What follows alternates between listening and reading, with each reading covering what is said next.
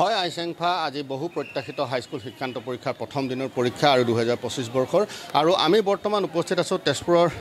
এটা পৰীক্ষা কেন্দ্ৰ তেজপুৰ চৰকাৰী উচ্চতৰ মাধ্যমিক বিদ্যালয় ইতিমধ্যে শোণিতপুৰ জিলাৰ এবাৰ 30টা কেন্দ্ৰত প্ৰায় 13,647 গৰাকী প্ৰাৰ্থী ইয়াতে পৰীক্ষাৰ্থী অৱতীৰ্ণ হ'ব হাইস্কুল শিক্ষান্ত পৰীক্ষাত ইয়াৰে ছাত্ৰৰ সংখ্যা হৈছে 5,794 গৰাকী আৰু ছাত্ৰীৰ সংখ্যা তুলনামূলকভাৱে ইয়াতকৈ যথেষ্ট বেছি 7,853 গৰাকী ছাত্ৰী এবাৰ পৰীক্ষাত অৱতীৰ্ণ হ'ব হাইস্কুল শিক্ষান্ত পৰীক্ষাত গতিকে ইতিমধ্যে কটকটীয়া যি নিৰাপত্তা ব্যৱস্থা সেই কটকটীয়া নিৰাপত্তা ব্যৱস্থা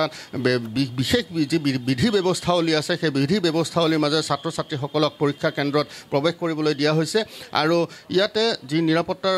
ৰক্ষী আছে নিৰাপত্তাৰক্ষীসকলে ইতিমধ্যে ছাত্ৰ ছাত্ৰীসকলক তেওঁলোকৰ সকলো যাৱতীয় পৰীক্ষা নিৰীক্ষা কৰিছে আৰু তাৰ পিছতহে কিন্তু পৰীক্ষা কেন্দ্ৰত তেওঁলোকক বহিবৰ বাবে অনুমতি প্ৰদান কৰা হৈছে ইতিমধ্যে ছাত্ৰ ছাত্ৰীসকলৰ হাতত মাত্ৰ তেওঁলোকৰ যিখিনি যাৱতীয় পেন বা এডমিট কাৰ্ড সেইখিনিহে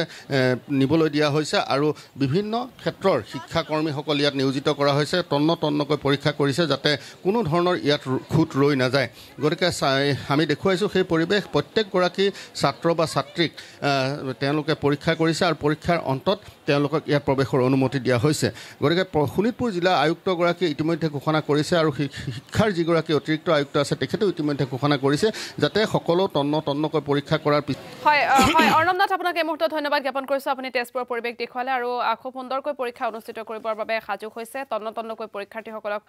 পৰীক্ষা কৰা হৈছে যাতে পৰীক্ষা সুচাৰুৰূপে অনুষ্ঠিত কৰিব পৰা যায় কোনো ধৰণৰ যাতে বিসংগতি ৰৈ নাযায় তাৰ প্ৰতি